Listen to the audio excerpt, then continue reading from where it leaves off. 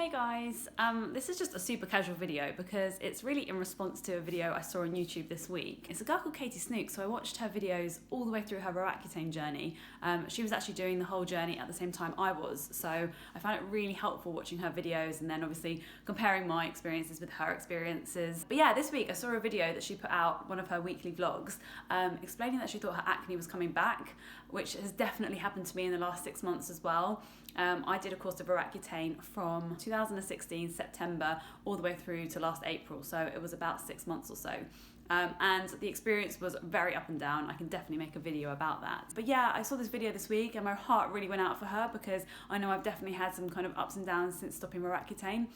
So I wanted to make a video today about my experiences coming off Accutane and how it's been up till today really. So stay tuned. Let's put my hair up and get cracking with this. One thing I have noticed since stopping Accutane is that my hair is like, it just doesn't really feel the same. Like all my hair really like broke around where my baby hairs were. And now when I put my hair up, I get all these like weird bits coming out, which definitely never used to happen. But anyway, so. Okay, so like I said, I finished my course of Accutane on, I can't remember the exact date, but I'm pretty sure it was Easter, the Easter weekend of 2017, so in April. So if you don't know what Accutane is, sorry, let me backtrack. It is a medication that you take orally for approximately 4 to sort of 8-9 months, which is basically meant to diminish acne by reducing the pore size and the oil secreted from your sebaceous glands so that you no longer have cystic inflammatory acne. I was on a course for 6 months, like I said, and during this time, I mean, there was some crazy moments in terms of the side effects that I had, but also in terms of just my well-being and how it made me feel. So it's definitely not a drug to take lightly, and it really isn't something that I would recommend going on without doing some serious research beforehand. But with that being said, I did do the course and I thought it was really worthwhile that I did it. I have no regrets whatsoever about taking the drug. I think it was like the best thing that I've done so far up to date to help clear my acne. But one thing when you're on the drug is you are just terrified that when you come off it, it is just gonna go crazy again. Like you're gonna wake up the day after you stop it and acne is gonna be returning. And yeah, I mean, that's something I literally had nightmares about. So once actually stopping the drug, things didn't really change. I woke up the day after I stopped, terrified like I said, but things were just the same. In fact, I think the month after I stopped the drug, my skin had never looked better. It was actually better than when I was on the drug because I wasn't still suffering with things like eczema and my skin had normalised, so I wasn't severely dry all the time and I could actually put makeup on and I thought my skin looked incredible. Unfortunately, that side effect did not last forever. So when it got to, I think I was on holiday, so it must have been June, end of June, beginning of July, and I started to notice like small under the skin spots all across my cheeks, and I thought, oh my god, why is this happening to me? And in fact, I actually let it ruin my holiday a little bit. I was away for 2 weeks in Greece having the best time, and honestly I complained about my skin almost every day, and thinking about how bad it was before Accutane, I just can't believe that I would have let that upset me so much. But I think it's the fear of thinking, oh my god, I haven't got this under control, this is going to ruin my life forever, I'm always going to be thinking about my skin. And when you have really bad acne and you choose to take this drug, you almost use it as a last resort because you think this has got to be it, this has got to clear my skin. So yeah, I was really disappointed, but let's be honest, it did not look anything as bad, or nearly as bad, sorry, as when I had really severe cystic acne. And in fact, I was still walking around with no makeup, still no one looked twice at me, it was only me, it was just the feeling, almost like the texture of my skin that was upsetting me. It wasn't actually the look of it. And my boyfriend like swore to God that he literally couldn't see anything on my face and I was just being a bit dramatic, which does sound like me. So I kind of let it lie, if I'm being honest, and just prayed that it wouldn't get any worse than what it was at that point. But it did start to get a little bit worse in terms of actually being able to physically see a few of the spots. They started to look a bit red, not sore and painful and angry like cystic acne, but just a few little blemishes.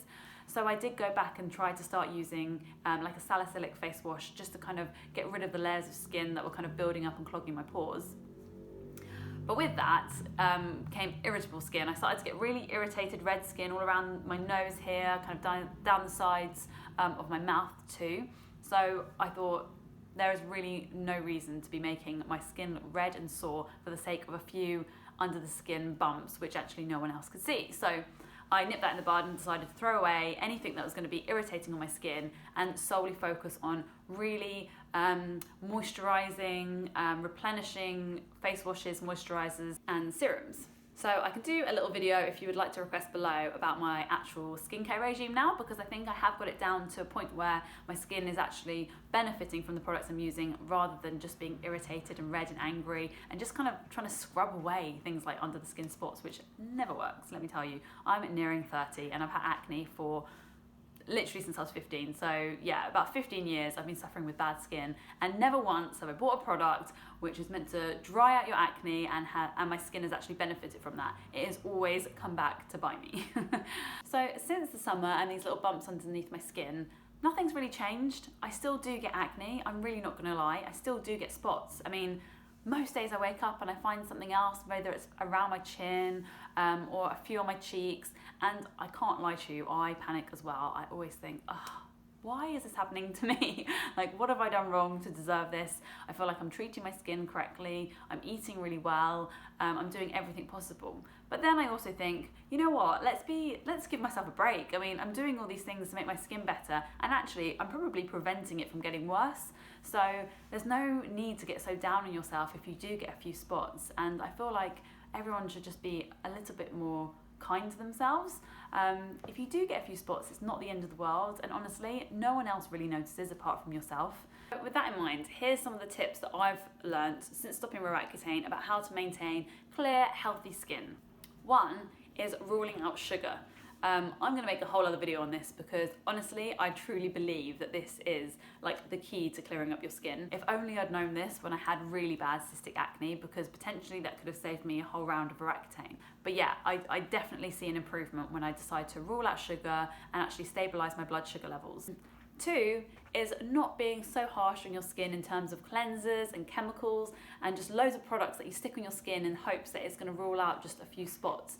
Because what you're going to do is you're going to irritate the skin, and actually the parts of your face which don't have any acne are just going to get irritated, particularly coming into winter. If you're in the UK or somewhere cold, your skin needs some TLC. It really doesn't need harsh chemicals thrown at it twice a day, every day.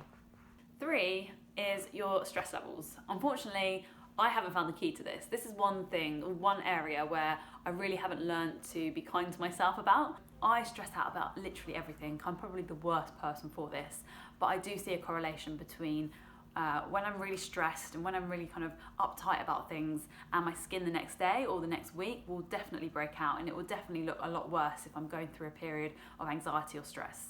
So ways to deal with that is actually taking control and feeling like you're doing something about that. So it's great to write a little journal. Okay. So I've started making one of these. So I literally write down all the things that are on my mind, like little to-do lists and things to kind of get my life together and feel organised. And it definitely is a good coping mechanism for if you are suffering with anxiety and stress. The next thing I'm going to say is sleep. So I'm the kind of gal that needs literally 10 hours sleep a night. I'm not even joking. If I could have more than that, I'd be like the happiest person alive. However, I would say I get a good 6.5 to 7 hours sleep a night, which it will do. If you're the sort of person that needs sort of 8-9 hours sleep a night like me, then you need to get that, because honestly, if you're going to be sleep deprived, it is going to have such an effect on your skin, because you're not going to be functioning properly in the day. It's going to cause you to feel stressed, and it's not going to make you feel good.